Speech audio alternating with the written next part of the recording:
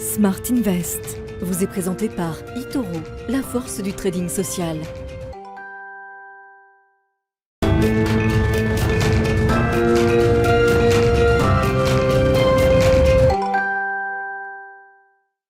Bonjour à tous et bienvenue dans ce 4e numéro de Smart Invest. Smart Invest, l'émission qui vous accompagne dans vos premiers pas sur les marchés financiers. Mais Smart Invest, c'est aussi un programme d'apprentissage où 4 participants mettent en pratique les éléments que nous évoquons dans nos émissions. Et au programme de cette émission, justement, nous ferons tout d'abord le point avec Antoine Fraisse-Soulier, analyste de marché chez eToro, sur l'évolution des portefeuilles des 4 participants, donc au programme d'apprentissage. Ce programme d'apprentissage qui, on le rappelle, a lieu en parallèle de l'émission via des portefeuilles virtuels sur la plateforme eToro. Nous regarderons dans un instant quels ont été leurs choix, est-ce qu'ils ont été surpris par les évolutions de marché ou est-ce qu'il y a eu des questionnements particuliers. Nous en parlerons donc avec Antoine Fraisse-Soulier, mais aussi avec l'une des 4 participantes, puisque Flavie Voyer nous rejoindra ensuite en plateau.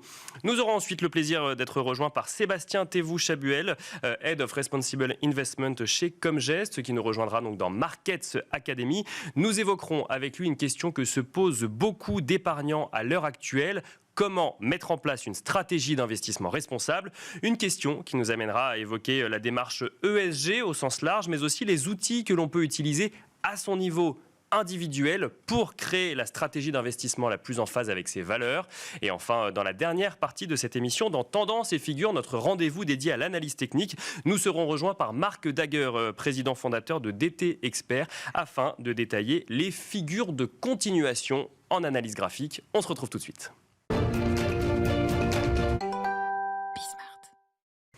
Et c'est parti pour Smart Invest. Nous commençons avec un débrief des 3 premiers mois du programme d'apprentissage où 4 participants s'essayent à l'investissement sur les marchés financiers sur la plateforme eToro via un portefeuille virtuel. On débriefe avec Antoine Fraisse-Soulier, analyste de marché chez eToro. Bonjour Antoine Fraisse-Soulier. Bonjour Nicolas. Bienvenue sur le plateau de Smart Invest. 3 premiers mois se sont écoulés depuis effectivement le début de ce programme d'apprentissage. Qu'est-ce que vous constatez? Qu'est-ce que l'on peut dire sur l'évolution des investissements des participants? On peut dire que l'ensemble des participants ont profité de la remontée des marchés. C'est vrai que le mois d'octobre a été très bon, mais le mois de novembre également. Les marchés ont repris entre 8 et 10%. Et nos participants en ont profité, notamment Marie-France Pedroni, qui est en tête en termes de performance, qui a plus 4,5% sur son portefeuille, qui est un portefeuille très diversifié, que ce soit actions, matières premières, mais également crypto-monnaies. Marie-France a profité aussi d'un achat sur l'indice S&P 500, qui est le principal indice américain. Elle a acheté quasiment au point bas et ensuite donc elle en a profité. Donc elle est en hausse de 4,5% comme je le disais. Ensuite, on a également Mathieu Ilouz qui lui a une approche totalement différente puisqu'il n'investit que sur des ETF. En DCA. Il nous l'avait expliqué le mois dernier sur le plateau Smart Invest. Voilà. Oui. Et lui a une performance à peu près de 3,5%. Donc, il est aussi positif depuis le début du programme.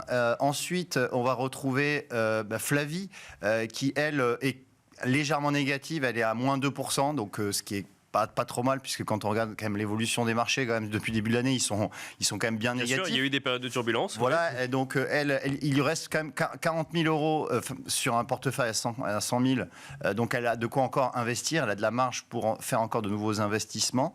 Et puis en dernière position, on va retrouver Mathieu Stéphanie, qui avait pris un très mauvais départ, mais qui a remonté la pente, notamment grâce à des acquisitions dans les actions. Oui, parce que alors vous mentionnez Mathieu Stéphanie, effectivement, on peut les suivre également via d'autres formats digitaux. Ces participants, tous n'avaient pas décidé d'investir autant de ce portefeuille virtuel au début. Certains se réservaient pour des investissements réguliers, d'autres ont investi tout dès le début. Est-ce que vous avez vu beaucoup d'évolutions ou de choix de changement de valeur, par exemple, ou d'investissement? Alors, effectivement, il y a eu peu d'arbitrage.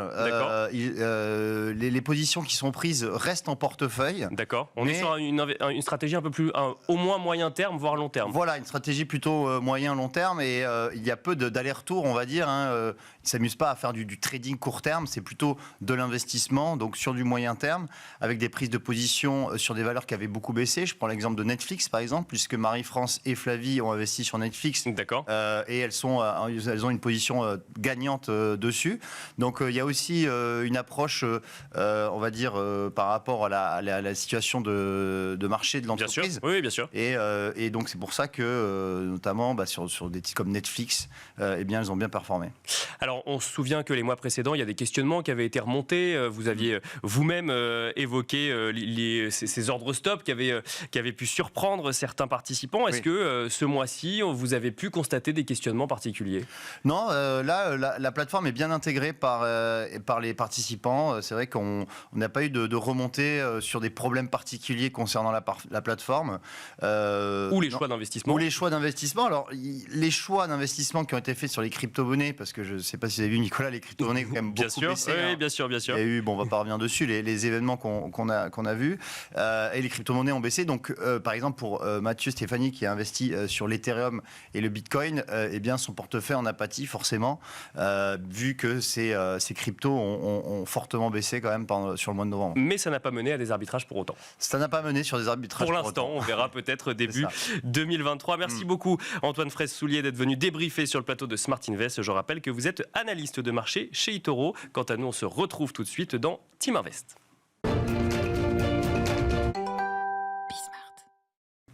Nous avons à présent le plaisir d'avoir été rejoints en plateau par Flavie Voyer, étudiante en Master 2 au sein de l'EDEC Business School. Bonjour Flavie Voyer. Bonjour Nicolas. Vous faites partie des 4 participantes au programme d'apprentissage en marge effectivement de l'émission Smart Invest. Cela fait donc 3 mois que vous investissez via un portefeuille virtuel sur la plateforme eToro. Comment se sont passés ces 3 premiers mois, Flavie ? Alors ces 3 premiers mois se sont plutôt bien passés puisque mon portefeuille est globalement à l'équilibre aujourd'hui et j'ai réussi à respecter les 2 critères que je m'étais fixés, investir dans les entreprises de la tech et dans les entreprises responsables. D'accord. Après, comme je débutais sur les marchés financiers, j'avais une stratégie plutôt prudente avec seulement l'achat d'actions et sans éléments trop complexes tels que effet de levier ou stop and loss. Bien sûr. Et mon approche était surtout top-down, c'est-à-dire que je réfléchissais d'abord au niveau des secteurs, puis je décidais des entreprises dans lesquelles j'allais investir. En matière de performance, vous êtes contente de l'évolution de votre portefeuille aujourd'hui ? Oui, alors il y a quelques baisses, ça dépend des valeurs. En fait, 3 valeurs tirent mon portefeuille vers le haut. Ce sont Netflix avec une croissance à peu près de 30%, Coursera, on est autour de 10%, et même chose pour Air Liquide. Mais je n'avais pas du tout anticipé la baisse du cours de Tesla, et j'avais investi à peu près 15% de mon portefeuille dedans. Donc ça a joué, et même si je faisais du stock picking, c'est-à-dire que j'investissais dans des entreprises dans lesquelles je croyais sur le long terme en faisant abstraction du contexte de marché, ça a quand même impacté fortement mon portefeuille aujourd'hui. Ce qui n'empêche pas d'ailleurs de continuer à y croire sur le long terme. Effectivement, là on parle de 3 mois d'investissement. Ça peut, l'évolution d'une valeur ou d'une action peut ensuite repartir et éventuellement à la hausse. Si je reste sur Tesla, vous dites que vous avez investi dans des valeurs dans lesquelles vous croyez. Pourquoi la stratégie globale, c'était d'aller chercher des valeurs plus responsables? C'est ça, c'est ce que vous nous disiez au début? C'est ça. En fait, sur Tesla, je croyais dans le besoin de passer à l'électrique sur le secteur de l'automobile. C'est pour ça que j'ai décidé d'investir dedans, et le consensus reste positif, puisque ils pensent que la valeur est sous-évaluée et elle devrait remonter à moyen terme, voire court terme, donc j'y crois. Et ça fait partie de mes investissements responsables, puisque c'était un de mes critères, et j'essaye de respecter un objectif ESG, en tout cas dans la majorité de mes investissements. Et alors, une dernière question justement pour faire la transition avec le sujet qui va nous animer après. Comment est-ce que vous avez fait pour mettre en place une stratégie d'investissement avec un biais responsable, voire même climat? En fait, il y a une nouveauté sur la plateforme eToro, je crois depuis à peu près 1 mois, qui est un critère ESG. Donc, c'est-à-dire que chaque entreprise a une note sur 100 qui prend en compte 3 facteurs, le social, la gouvernance et l'environnement. Et moi, je me suis vraiment appuyée là-dessus pour être capable de valider mes choix d'investissement, même si la note ne va pas plus dans le détail. Moi, ça m'a été complètement suffisant suffisant pour la suite. Et d'ailleurs, Air Liquide fait partie aussi de mes valeurs un petit peu plus responsables. Et je l'ai fait parce que je croyais dans le besoin de développer l'hydrogène vert pour accompagner la transition énergétique et surtout l'enjeu de passer à grande échelle pour toute l'industrie et la mobilité. Merci beaucoup Flavie Voyer d'être venue sur le plateau de Smart Invest. Je rappelle que vous êtes étudiante en Master 2 à l'EDEC Business School. Merci Flavie Voyer. Merci Nicolas. Merci à vous et on se retrouve tout de suite dans Markets Academy.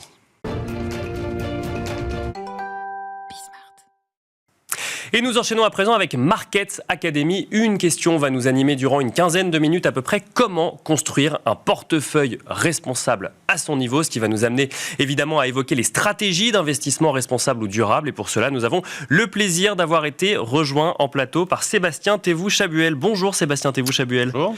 Bienvenue sur le plateau de Smart Invest. Vous êtes Head of Responsible Investment chez Comgest. Ce sont donc des sujets que vous connaissez bien. Vous allez nous expliquer comment on peut à son niveau mettre en place une stratégie d'investissement responsable. Avant d'aller dans le comment, j'aimerais commencer par un petit peu de définition. Que veut dire investissement responsable, Sébastien Thévoux-Chabuel? Alors c'est une bonne question parce qu'il n'y a pas de définition universelle. Mais si on fait un tout petit peu d'histoire et qu'on reprend finalement les moments où ce terme est apparu et s'est imposé de lui-même, on est au milieu des années 2000. D'accord. C'est un moment où finalement un certain nombre d'investisseurs institutionnels, principalement en Europe, des fonds de pension, français, néerlandais, scandinaves et anglais, se posent la question de ce qu'est leur responsabilité. Et ça n'est pas un hasard si ce sont des fonds de pension. Parce que les fonds de pension, ce sont parmi les investisseurs ceux qui ont les horizons les plus long terme. On parle de plusieurs décennies, 30, D'accord. 40, 50 ans. Il y a quelque chose de particulier aussi dans le mandat qui leur est donné, c'est de traiter de la même manière, avec le même degré de souci et de soin, les bénéficiaires actuels et les bénéficiaires futurs. Il ne s'agit pas de compromettre les retraites futures avec les investissements actuels. D'accord. qu'on est capable de servir aujourd'hui aux gens qui sont à la retraite.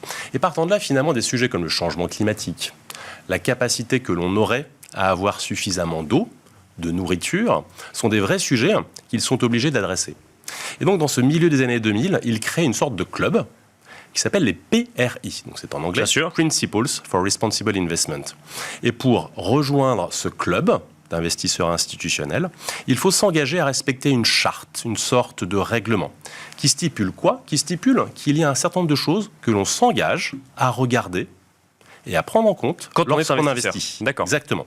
Et ça demande un peu de ressources, donc c'est vrai que c'est plutôt au départ le domaine des investisseurs institutionnels, avec pas mal de ressources, pas mal d'équipes. Et en fait, ce qui est intéressant, c'est qu'il ne s'agit pas simplement de dire comment on prend en compte ces facteurs ESG dans la durée, dans chacun des investissements que l'on fait, mais on s'engage également à en être comptable, à en être redevable au travers d'un reporting. Et ce qui est intéressant, c'est que très rapidement, à partir du début des années 2010, eh bien, tous les membres de ce club doivent publier à la fois comment ils le font, enfin comment ils l'ont fait en fait sur les derniers mois, et ensuite ils sont même classés. Ils ont des notes comme en classe, comme des élèves. Et donc, on peut ensuite vérifier effectivement quel est le degré de maturité et ce qu'ils sont capables de faire réellement par rapport à ces enjeux environnementaux, sociaux et de gouvernance. Est-ce que ça veut dire que quand on veut mettre en place une stratégie d'investissement responsable, il faut regarder les critères PRI et se baser là-dessus? Alors, si on est un investisseur institutionnel, un gérant de portefeuille, un gérant d'actifs, oui, c'est incontournable. Autant au début, c'était quelque chose finalement un peu niche, qui concernait surtout quelques investisseurs institutionnels européens, autant assez rapidement, à partir des années 2015-2016, c'est devenu un passage obligé. De quelques dizaines de membres, on est désormais à plus de 5000 membres de ce club. Et un côté particulier. Exactement. La vraie question pour les auditeurs, c'est que faire lorsqu'on est un particulier? Et là, c'est un petit peu plus compliqué parce qu'il n'y a pas forcément une obligation lorsqu'on est un particulier de respecter une charte que d'autres particuliers auraient décidé de mettre en place. Finalement, à un moment, l'investissement responsable, c'est beaucoup de choses qui relèvent de ses propres préférences. C'est ça, de ses opinions et de ses valeurs pour le coup. Exactement. Et on est beaucoup moins contraint, comme ça peut être le cas lorsqu'on est un investisseur institutionnel ou un gérant d'actifs, un gérant d'OPCVM, d'essayer d'imaginer ce qui serait le dénominateur commun d'un large groupe de personnes. Parce qu'il faut reconnaître que dans l'ESG, il y a parfois un aspect un peu politique, un peu subjectif, qui relève de choix personnels. Et donc, il est beaucoup plus facile pour un particulier de savoir ce qui lui importe à lui ou à elle et agir en conséquence. Mais est-ce que pour autant on peut quand même s'appuyer sur des critères définis par la profession, les critères ESG par exemple, environnement, social ou gouvernance? Est-ce que en tant que particulier on peut s'appuyer sur certains outils pour définir sa propre stratégie d'investissement responsable? Je pense que lorsqu'on est un particulier, il est absolument essentiel justement de profiter de cette liberté dont la personne dispose pour établir des priorités. Finalement, D'accord. qu'est-ce qui m'importe ? Qu'est-ce qui m'importe le plus ? J'entendais juste avant que je n'arrive Flavie dire qu'elle avait choisi Tesla. Et Tesla, c'est absolument fabuleux, effectivement, par rapport à la thématique de la mobilité durable, Bien sûr. avec une transition écologique et énergétique dont ils sont véritablement les fers de lance. C'est eux qui ont totalement lancé cette révolution. En même temps, il faut reconnaître que c'est une entreprise très controversée par rapport à sa gestion Bien sûr. des questions sociales. Moi, je me rappelle avoir rencontré des travailleurs dans les usines en Californie. Le taux d'accidentologie, enfin, même les accidents mortels sur les lignes d'assemblage étaient à des niveaux stratosphériques par rapport aux standards de l'industrie. On sait qu'en termes de gouvernance, Elon Musk est quelqu'un de controversé, mais qui est surtout quelqu'un qui ne respecte pas vraiment la démocratie actionnariale. On sait que la comptabilité a été créative. Donc on en arrive à se poser la question de est-ce que je suis plus investi, ou en tout cas plus investi, plus engagé sur le sujet environnement au détriment du S ou du G, ou est-ce que le côté social ou sociétal m'importe aussi ? Exactement. À un moment, il faut peut-être choisir un peu ses sujets, ses batailles. Et le drame de l'ESG, c'est parfois de vouloir trop embrasser, de vouloir finalement essayer d'optimiser trop de choses en même temps et de se retrouver paralysé. Donc vraiment, un conseil au particulier, lorsque vous savez ce que vous voulez, quelles sont vos priorités à vous, eh bien, profitez-en. D'autant qu'il sera du coup beaucoup plus facile de concilier à la fois cette exigence de performance boursière, économique, parce qu'à un moment, c'est ça qui va faire la performance du portefeuille, et déterminer peut-être une ou deux choses avec lesquelles vous allez chercher effectivement à trouver le maximum de synergie. Pourquoi je dis ça ? Parce que souvent, dans la tête en tout cas d'un certain nombre d'observateurs, il y a deux mondes. Il y a la performance financière, Bien sûr. et la responsabilité sociale ou la durabilité. En fait, ces deux mondes peuvent se rejoindre et avoir une sorte de zone de recoupement, mais il faut reconnaître que ce n'est pas toujours le cas. Il y aura des sociétés performantes, sur le plan économique et financier, qui seront peut-être assez irresponsables, d'autres qui sont très responsables, très vertueuses, mais qui ne seront pas très performantes sur le plan économique. Donc il faut savoir exactement ce que l'on souhaite et où ces deux zones se recoupent. Surtout quand on est un particulier, parce que quand on est un professionnel, on a la possibilité de diversifier un maximum son ou ses portefeuilles et ensuite de faire du stock picking régulièrement. Quand on est particulier, il faut suivre ça de manière un peu plus concrète. Donc vous avez mentionné le sujet du rendement. J'ai envie de vous poser une autre question qui est, faut-il, si je veux intégrer un biais climat, par exemple, ou environnement dans mon portefeuille, n'acheter que des valeurs qui sont 100% green ou 100% à impact positif sur l'environnement ? Alors, il faudrait déjà définir ce que l'on entend par 100% green, mais typiquement, effectivement, pour un particulier qui aurait des horizons plutôt long terme, et peut-être que j'en profite pour signaler que la notion de responsabilité, de durabilité, c'est sur des horizons généralement long terme. On parle d'investissement responsable, moins souvent de trading responsable. D'accord. C'est là où ces facteurs ESG aussi peuvent se matérialiser au travers de performances économiques. Généralement, à très court terme, on n'en voit pas vraiment les effets. Donc, si effectivement, il s'agit de concilier à la fois de la performance économique et des solutions par rapport à un certain nombre de défis de transition, il y a des titres comme Air Liquide, en France, Linde, qui est son concurrent américain, qui sont de magnifiques véhicules, car effectivement, ils contribuent énormément à la décarbonation d'un certain nombre d'activités, à l'émergence d'un certain nombre de technologies comme l'hydrogène bleu, l'hydrogène vert, dont Flavie parlait, et je suis 100% d'accord avec elle, mais qui en plus ont fait la preuve de leur souci de faire des choses qui payent, qui sont rentables. Ce sont des sociétés qui ne sont pas altruistes, qui cherchent toujours effectivement à maximiser ces deux éléments, la rentabilité et le fait que des clients sont à la recherche de solutions propres, et en tout cas toujours plus propres que ce qui existait avant.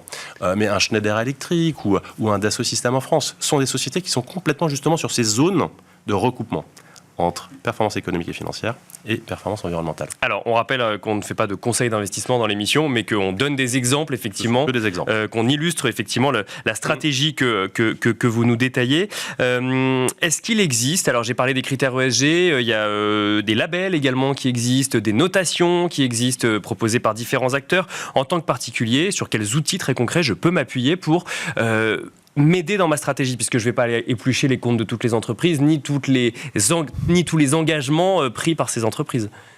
Alors c'est vrai que ça peut être assez chronophage, j'en conviens. En même temps, je ne connais pas d'autres manières de le faire bien. D'accord. C'est vrai qu'il est tentant parfois d'aller voir effectivement ce que certaines agences peuvent raconter au travers de scores, avec des méthodologies parfois dont on n'est pas sûr de comprendre comment elles fonctionnent. Ce sont un peu des black box parce que finalement il y a beaucoup de choses qui sont prises en compte et qui sont mélangées D'accord. à un score. J'en profite peut-être pour effectivement glisser quelque chose qui est très présent, très développé en France depuis longtemps, qui est l'approche dite ISR / best in class. D'accord. Où le principe de base, c'est qu'on peut investir sur n'importe quel secteur dès lors que l'on s'intéresse aux meilleurs élèves de la classe, au travers d'un scoring. Généralement, ça peut créer des choses un peu surprenantes. Il y a un grand nombre de particuliers, historiquement, ne comprenaient pas, par exemple, pourquoi on pouvait retrouver des sociétés de tabac, Bien sûr. ou des sociétés pétrolières dans Parce un qu'on fonds n'exclut aucun ISR, secteur. Parce qu'on n'exclut aucun secteur. D'accord. Et parfois, savoir pourquoi telle société serait meilleure qu'une autre relève véritablement de l'épaisseur du trait. C'est à un moment parfois finalement un peu tous pareils. Donc c'est vrai que c'est assez compliqué de proposer une solution clé en main, Bien sûr. hyper simple. Peut-être que le système de notation qui est désormais proposé sur eToro est déjà une sorte de première étape pour se familiariser et ne serait-ce que se poser des questions. Pourquoi telle société est mieux notée que telle autre? Et ensuite, on peut aller dans un rapport annuel et essayer de le comprendre. Donc il faut quand même, on ne peut pas se soustraire au fait d'aller comprendre soi-même pourquoi telle société est, selon ses propres valeurs, plus en phase avec ce dans quoi on a envie d'investir ou non. Exactement. Après, il y a aussi quelque chose qui marche assez bien lorsqu'on est un particulier. C'est finalement se demander, avant d'investir sur un titre, sur une société, si on utilise ses produits et si on se sent à l'aise avec l'idée que de plus en plus de consommateurs et de citoyens utiliseraient son produit. On peut se demander, est-ce que je serais heureux de savoir que ma fille ou mon frère aille travailler dans cette entreprise? Est-ce que j'en parlerai finalement avec fierté ou sans scrupule? Et là, vraiment, on rentre dans le dur. Parce que si on se pose ce genre de questions et que la réponse est négative à chaque fois, il n'est pas impossible que d'autres personnes, voire de plus en plus de personnes, aient elles aussi une réponse négative et que ça vienne à un moment impacter négativement le business de cette entreprise.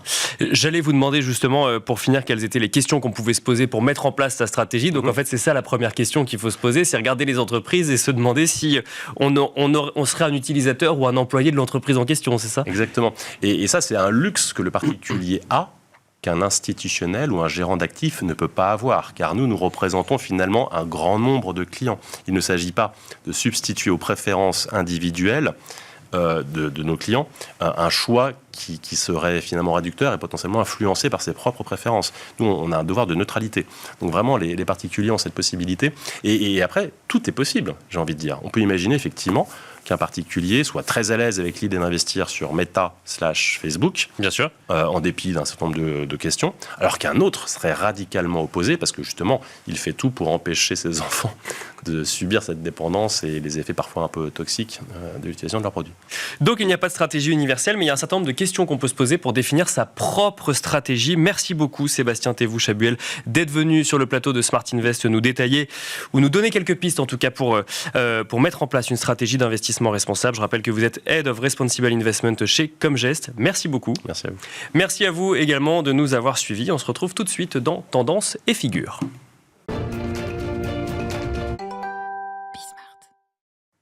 Et nous continuons à présent avec Tendance et Figures, notre rendez-vous analyse technique donc sur le plateau de Smart Invest. Nous avons le plaisir d'avoir été rejoints par Marc Daguer, président et fondateur de DT Expert. Bonjour Marc Daguer. Bonjour Nicolas. Bienvenue sur le plateau de Smart Invest. Merci. Je rappelle que vous êtes en train de lancer une structure de formation en plus qui s'appelle TNT, justement sur ces sujets d'analyse technique. Et vous êtes venu nous expliquer, comment reconnaître une figure de continuation. Alors déjà, qu'est-ce qu'une figure de continuation, Marc Daguer ? Alors Nicolas, vous savez que dans le marché, en gros, vous avez deux grandes familles. Soit vous avez un marché en tendance, qu'elle soit haussière ou baissière, soit vous avez un marché qui va être en ce qu'on appelle nous des phases de consolidation, de temporisation. C'est-à-dire que ce sont des phases dans lesquelles le marché ne marque pas une tendance. D'accord. Dans ces phases-là, vous avez des figures qui peuvent parfois se dessiner, et certaines de ces figures sont palpables et reconnaissables, et elles font partie de la famille des figures de continuation. Donc pour répondre à votre question, une figure de continuation, c'est une figure qui ne va pas inverser la tendance du marché. C'est-à-dire que si vous rentrez dans une figure de continuation à la hausse, vous allez en sortir à la hausse. D'accord. Et si vous rentrez dans une figure de continuation à la baisse, vous devez en sortir à la baisse. On rappelle que l'analyse technique n'est comme tout élément boursier absolument pas une panacée ni un tour de magie. Bien Donc sûr. là, je vous parle de forte probabilité. D'accord. Mais il faut savoir quand même que les figures de continuation les plus efficaces, comme celles qu'on va présenter aujourd'hui, fonctionnent 8, parfois 9 fois sur 10. Et c'est quand même là-dessus qu'il faut se baser pour justement essayer de... Ça n'est pas une certitude, mais c'est un indice ou un outil à prendre en compte. À quoi ressemble une figure de continuation? Marc Daguerre, effectivement, dans quelques instants, on va présenter un triangle. Est-ce que c'est la seule figure de continuation qui existe? Alors, il y a plusieurs figures de continuation, comme il existe également des figures de retournement en parallèle, mais le triangle fait partie d'une de ces familles qui est sans doute une des plus efficaces, avec le drapeau que vous aborderez certainement une autre fois. Mais là, aujourd'hui, on a dit qu'on allait se concentrer sur le triangle qui est efficace pour plusieurs raisons, comme on va le voir, à la fois dans son directionnel, mais également dans l'appréhension de la figure elle-même et comment la jouer. Un triangle, par définition, a une fin délimitée. Voilà. Ce qui n'est pas forcément le cas, par exemple, d'un canal qui peut théoriquement durer très longtemps, puisque c'est deux droites parallèles. Un triangle n'est pas formé de deux droites parallèles et on est obligé, au bout d'un moment, de sortir d'un triangle. Alors on voit un triangle qui apparaît à l'écran. Alors en tout cas on voit une figure chartiste qui apparaît à l'écran. Qu'est-ce qui nous permet de dire que c'est un triangle? Voilà, exactement. Ça c'est la bonne question. Alors effectivement, j'ai décidé de vous présenter un exemple très parlant à plusieurs niveaux. Il s'agit d'un triangle sur Amazon. Alors d'abord, pourquoi? Parce que Amazon c'est pas une boîte qu'on a besoin de présenter. D'accord. Parce qu'aujourd'hui tout le monde la connaît. Donc partie des ex-GAFAM. Je dis ex parce que les GAFAM aujourd'hui sont devenus les mamas quelque part, puisque Facebook est devenu Meta et Google est devenu Alphabet. Donc sur Amazon, on voit déjà, en regardant le graphique, que c'est une valeur solide avec une tendance haussière marquée. Bien sûr. Donc on va essayer de profiter des figures de continuation, en tout cas de temporisation d'une valeur comme celle-là. On voit ici un triangle. Alors ce triangle, on le voit, il a été délimité par deux traits bleus, contrairement à un véritable triangle géométrique qui est composé, d'ailleurs comme dans votre logo, de trois droites qui se coupent. Oui. Un triangle en AS technique est composé de deux droites qui ne se coupent pas. On a un côté qu'on appelle un côté supérieur, un côté inférieur. Et dans le triangle que je vous ai mis ici, c'est ce qu'on appelle un triangle descendant, parce qu'on a une base horizontale en bas, qu'on voit, et une base descendante en haut. On voit que les courbes marquent, à l'intérieur de cette phase de consolidation, une pause dans la tendance haussière. On voit pour autant, à l'œil nu, qu'ils ne sont pas en train de marquer un retournement baissier. Les cours n'accélèrent pas à la baisse, ils ont mis un frein à leur tendance haussière et ils commencent à dessiner un triangle. Alors comment remarquer un triangle? Parce que souvent ce qu'on nous dit, c'est l'analyse technique c'est bien gentil, vous nous montrez le passé, mais nous ce qui nous intéresse c'est le présent. Bien sûr. Oui. Ce qui nous aurait intéressé ici, c'est de jouer ce triangle à partir du moment où on était à l'intérieur. Ce triangle, comme vous le voyez, il est intéressant. En 2014-2015. Exactement. On voit, vous voyez, il a démarré en janvier 2014, il s'est terminé quasiment en janvier 2015, donc c'est quand même une phase de consolidation qui a duré 1 an. Il ne faut pas l'oublier.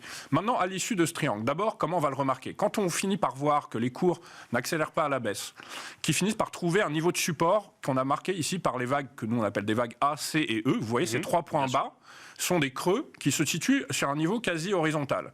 Donc on a déjà une première indication d'être peut-être en face de la base d'un triangle. Parce qu'un triangle a toujours une base horizontale. Alors un triangle a deux côtés. Ça peut être il peut y avoir une base horizontale dans un triangle descendant ou ascendant. Il peut y avoir deux bases qui ne sont ni l'un ni l'autre. D'accord. Pour autant, ce qu'on va voir aussi, c'est qu'on va voir que les cours finissent par être enfermés d'un côté par cette base horizontale et de l'autre par cette droite qu'on a dessinée par lesquelles passent les sommets B et D, mais également le sommet d'avant triangle, c'est-à-dire le sommet de janvier. Et à partir de ce moment-là, on peut délimiter, si vous voulez, à partir du moment où vous avez fait la vague CD, là, vous pouvez vous dire que vous êtes dans le triangle. Avant, si on veut être très honnête, on pourrait être tout à fait dans une autre type de figure de consolidation. Une fois que vous avez identifié ce triangle, et c'est là que c'est très important, vous allez savoir deux choses. D'abord, vous voyez, on est rentré dans ce triangle à la hausse. Figure de continuation, donc on doit en sortir à la hausse. Je dis bien on a de fortes chances d'en sortir à la hausse, ce qui a été le cas. Par ailleurs, vous allez avoir des calculs d'objectifs théoriques qui sont extrêmement efficaces. Et là, je vais vous les donner, puisqu'on les a marqués volontairement sur le graphique. Quand on sort d'une figure comme ça, on va dans un premier temps, ce qu'on appelle nous le premier objectif, ce qu'on appelle l'objectif minimal, qui est délimité ici en rose, on va reporter ce qu'on appelle la bouche du triangle. D'accord. Ouais. Voilà. Donc la bouche, c'est le niveau que vous avez entre, vous voyez, la vague A et le sommet du triangle. On a reporté cet écart-là à la sortie du triangle. Hein. C'est pour ça que je l'ai bien placé là, à la sortie du triangle. Et ça nous donne un objectif qui a été atteint, vous voyez, sur un gap après par la suite assez haut, et qui était assez précis, avant une petite phase de temporisation. Et là où c'est très efficace, et là où vous voyez, parce que ça je peux vous le dire, et les gens qui nous regardent vont tout de suite le comprendre, c'est que le second objectif, lui, qui est souvent le plus efficace, on va reporter l'amplitude de la hausse qu'on avait avant de rentrer dans le triangle, que je vous ai mise en violet là. Bien sûr. Et on va reporter cette amplitude exactement, cette fois, sur la base du triangle. Sur l'objectif 2. Voilà, et l'objectif 2, Et là, je vous l'ai mis vraiment, c'est-à-dire que le logiciel l'a fait lui-même, il nous indique un sommet qui est quasiment arrivé avant la grosse phase de consolidation sur Amazon en décembre 2015. Et ça vous donne un potentiel extrêmement important. On va devoir finir là-dessus. Marc Daguerre, merci beaucoup de nous avoir Je vous en détaillé le prie. triangle en quelques secondes. Je rappelle qu'il existe plusieurs types de triangles, descendant, ascendant, symétrique ou en expansion, si vous voulez aller regarder chez vous. Merci Marc Daguerre, président fondateur de DT Merci à Expert. Merci à vous également de nous avoir suivis et on se retrouve le mois prochain. Smart Invest vous a été présenté par eToro, la force du trading social.